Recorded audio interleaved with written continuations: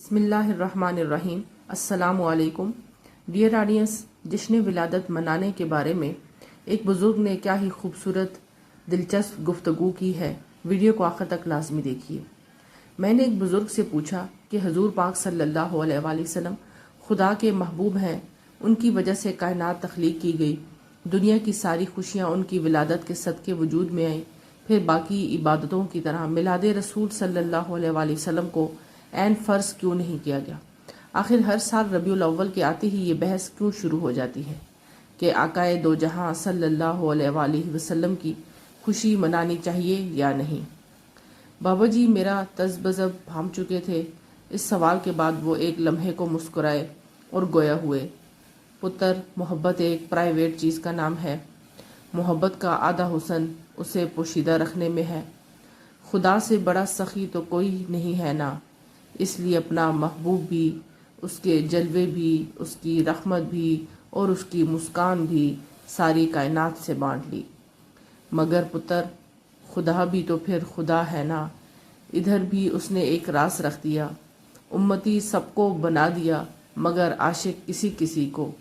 हर आशिक की एक निशानी है कि वो हर रुकावट और फरेब से गुजर कर महबूब तक पहुंच ही जाता है। इसलिए खुदा ने हज को फ़र्ज़ किया, काबे के गिर्द तवाफ़ को फ़र्ज़ कर दिया, लेकिन मदीने जाने को फ़र्ज़ करार नहीं दिया। उसकी वजह सिर्फ़ ये है कि इबादत में कमी बेशी की गुंजाइश नहीं। एक फ़र्ज़ इबादत आपको मजबूरन करनी ही पड़ती है, चाहे आपका दिल करे या ना करे।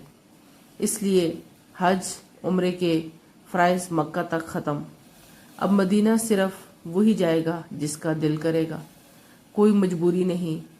पुत्र, खुदा ने समझा दिया कि उम्मती का ताल्लुक़ मक्का से है, आशिक का ताल्लुक़ मदीना से है। इबादत का ताल्लुक़ मक्का से है, इश्क का ताल्लुक़ मदीना से है। अब अगर मदीना की हाज़िरी भी हज का रुकन करार दे दी जाती तो बामरे मजबूरी मदीना हर किसी को ही जाना पड़ता। अब खुदा ने अपनी मोहब्बत और महबूब के प्रोटोकॉल का ख्याल भी तो करना है ना। मैं उनकी ये बात सुनकर न जाने क्यों खुशी से लोट पोट हो रहा था।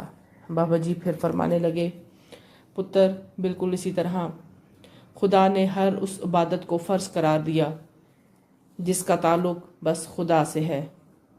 अब अगर नमाज पढ़नी है तो पढ़नी है, फिर चाहे मोहब्बत से पढ़ें या मजबूरी से। इसी तरह रोज़ा, इसी तरह ज़कात, आपको हर हाल में ये इबादतें अदा करनी पड़ती हैं, आपका दिल चाहे या ना चाहे। अब दुरूद व सलाम को अफजल तरीन और मकबूल तरीन इबादत का दर्जा दिया। वो वाहिद अमल जो खुदा भी करता है, मगर उसको फ़र्ज़ नहीं किया। क्यों? ताकि कोई मजबूरी से ना पढ़े, बल्कि जो भी पढ़े मोहब्बत से पढ़े। पुत्र, मोहब्बत सारी इबादतों का मुर्शद है। इसीलिए मिलाद रसूल सल्लल्लाहु अलैहि वसल्लम को फ़र्ज़ करार नहीं दिया, ताकि कोई मजबूरी से ये मुक़द्दस खुशी ना मनाए। जो भी मनाए झूम कर मनाए। अब सोचें, अगर ये इबादतें फ़र्ज़ होती तो कितने लोग माथे पर बल चढ़ाकर जेब से पैसा लगाते। पुत्र, खुदा की बारगाह में सब कुछ गवारा है, लेकिन उसके महबूब के नाम पर दिल की तंगी और माथे की तेवरी किसी सूरत कबूल नहीं। इब्लीस के सिवा कौन है जो इस विलादत पर खुश ना हुआ हो। खुदा ने विलादत के साल हर माँ को नरीना औलाद ऐसे ही तो अता नहीं फरमा दीना। शाम तक के मोहल्लात रोशन करना खुदा की हैसियत के मुताबिक था। अपनी गली मोहल्लों में चरागाह करना हमारी हैसियत के मुताबिक है। मगर खुशी एक है।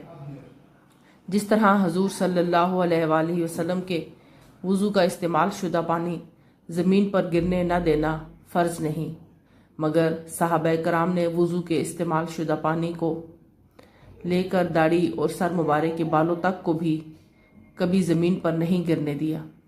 ये फ़राइज़ नहीं, ये मोहब्बत है। इसी तरह मोहब्बत का असूल समझ लें। खुदा नहीं चाहता कि कोई मजबूरी के बायस उसके महबूब का नाम ले, उनके आने की खुशी मनाए। ये राज की बातें हैं। اسی طرح خدا ہر کسی کو در رسول تک پہنچنے کی توفیق عطا فرمائے، آمین ثم آمین۔ ڈیئر آڈینس، اگر آپ کو یہ ویڈیو پسند آئی ہو تو ویڈیو کو لائک اینڈ شیئر کیجئے اور چینل کو سبسکرائب کیجئے اور جشن ولادت جوش و خروش سے مناتے رہیے۔ شکریہ۔ اللہ حافظ۔